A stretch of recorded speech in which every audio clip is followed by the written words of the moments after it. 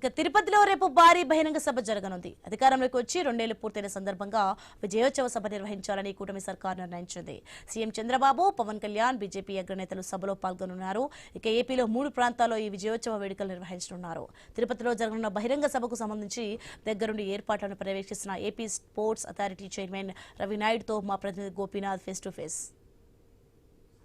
2 సంవత్సరాలు పూర్తి చేసుకుని 3వ సంవత్సరంలోకి అడుగు పెడుతున్న సందర్భంగా ఇప్పటికే రాష్ట్ర వ్యాప్తంగా కూడా కూటమి ప్రభుత్వం ఇప్పటికే కూడా అంటే కోట్లాది మంది ప్రజలు కావచ్చు, అయితే పెద్ద ఎత్తున పండుగ చేసుకుంటున్నారు. తెలుగుదేశం పార్టీ శ్రేణులు కావచ్చు, ఇట్లా జనసేన, ఇట్లా బీజేపీ అందరూ కూడా. సో ఈ నేపథ్యంలో రేపు తిరుపతిలో భారీ బహిరంగ సభ నిర్వహించబోతున్నారు కూటమి ప్రభుత్వం తరఫున.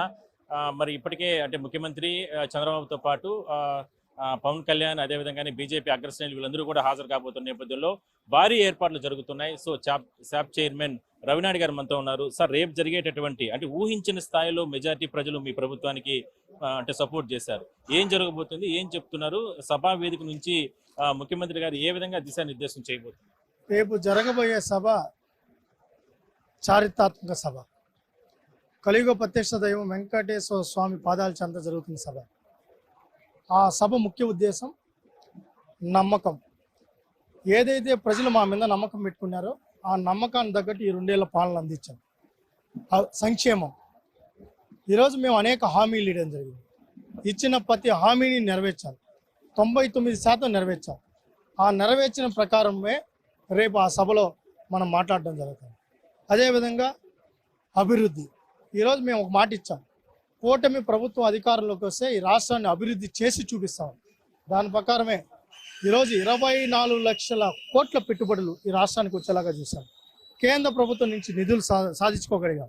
అనేక ప్రాజెక్టులు ముందుకు తీసుకెళ్దాం. పోలవరం పూర్తి చేయగలుగుతున్నాం. దాంతోపాటు మడకశిర, ఈరోజు అదేవిధంగా ఈరోజు గాలేరు నగరి కార్యక్రమాలకు శ్రీకారం చుట్టాం. తొలిసారి తిరుపతిలోనే ఈ కార్యక్రమాన్ని నిర్వహిస్తున్నారు.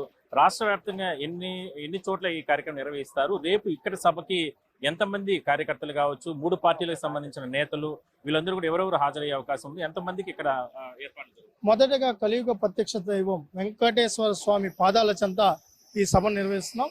ఇది రాయలసీమ ప్రాంతానికి సంబంధించింది.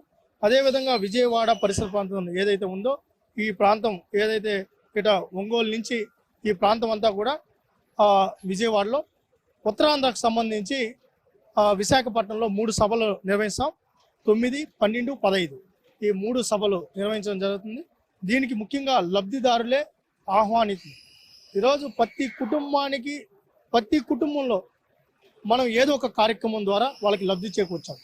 ఉద్యోగాలు ఇచ్చాం, సంక్షేమం అందించాం, ఫ్రీ బస్ ఇస్తున్నాం, 3 సిలిండర్లు ఇస్తున్నాం, తల్లికి 100 ఇస్తున్నాం, 4,000 పింఛన్ ఇస్తున్నాం, రైతాంగానికి 20,000 రూపాయలు ఇస్తున్నాం. ఇలా చెప్పుకుంటూ పోతే 100 కార్యక్రమాలు. శాప్ చైర్మన్ గా మీరున్నారు. గతంలో అవినీతితో కూరుకుపోయింది ఆ శాఖ.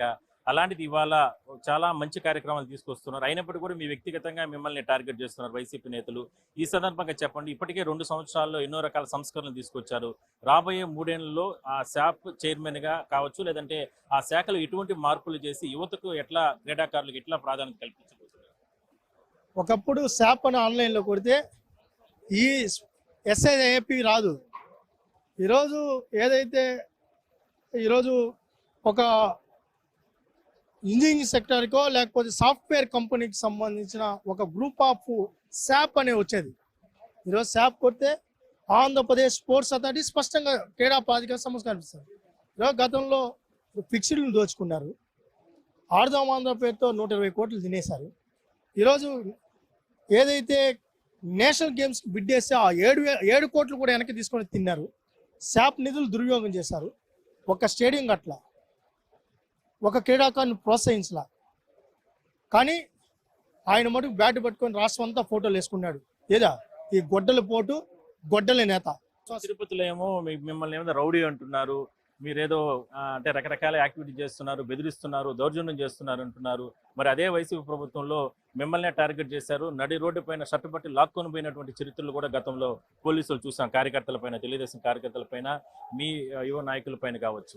అలాంటి పరిస్థితి గతంలో కొన్న. ఇవాళ మీరు స్వేచ్ఛగా వదిలిపెట్టేసి అయినా మీ పైనే బురద చల్లుతున్నారు. ఏం నడి రోడ్డు బాక్సర్ డైట్తో తీసుకెళ్లారు, జైల్లో పెట్టారు. 57 కేసులు పెట్టారు.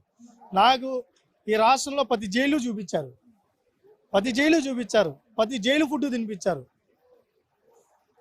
ఈ భూమన కుటుంబం అరాచకాలను, ఉన్మాదాన్ని, అహంకారాన్ని అణగదొక్కుతున్నామని అభియోగాలు వేస్తున్నారు.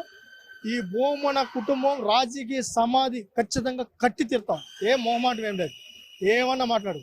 నేను చెప్పాం కదా, రౌడీ అంటారా? అవును, మళ్ళా చెప్తున్నాం. ఎవరికి రౌడీ?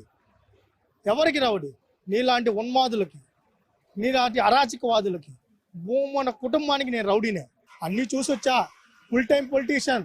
భయపడేవాడిని కాదు, బెదిరేవాడిని కాదు, అదిరేవాడిని కాదు. నీ బుట్ట బెదిరింపులకి నేను భయపడను. సో మొత్తం మీద ఎట్టి పరిస్థితుల్లో కూడా వచ్చే 3 ఏళ్లలో అంటే ఇప్పటికే కూటమి ప్రభుత్వం మంచి పథకాలను, సంక్షేమ పథకాలు అమలు చేస్తుంది కాబట్టి ఖచ్చితంగా వాటన్నిటిని కూడా ముందుకు తీసుకెళ్లే ప్రయత్నం చేస్తాం. మరోవైపు శాప్ వ్యవస్థలో ఉన్నటువంటి గతంలో ఉన్నటువంటి అవినీతి అంతా కూడా బయటకు తీసుకొస్తున్నాం. రాబోయే రోజుల్లో దాన్ని పూర్తి స్థాయిలో కూడా మరింత ప్రక్షాళన చేసి క్రీడాకారులకు కావచ్చు, లేదంటే వాళ్ళకందరికీ కూడా ప్రోత్సాహం కల్పించే విధంగా కూడా కొన్ని రకాల చర్యలు తీసుకుంటామంటూ కూడా శాప్ చైర్మన్ రవినాయుడు చెప్తున్నారు. మరోవైపు రేపు జరిగేటటువంటి ఈ భారీ బహిరంగ సభ సందర్భంగా అంటే సంక్షేమం లబ్ధి పొందిన వాళ్ళే ఇక్కడ కార్యకర్తలు, వాళ్ళకే ఇక్కడ పెద్ద ఎత్తున అవకాశం కల్పించి ముఖ్యమంత్రి చంద్రబాబుతో పాటు పవన్ కళ్యాణ్, అదేవిధంగానే బీజేపీ అగ్రనేతలందరూ కూడా హాజరవుతారు కాబట్టి ఇక్కడ పూర్తి స్థాయిలో కూడా భారీగా ఏర్పాట్లు జరుగుతున్నాయి. అదేవిధంగా రాష్ట్ర వ్యాప్తంగా కూడా పలు చోట్ల ఈ సభలు నిర్వహిస్తున్నట్లు కూడా రవినాయుడు గారు చెప్తున్నారు.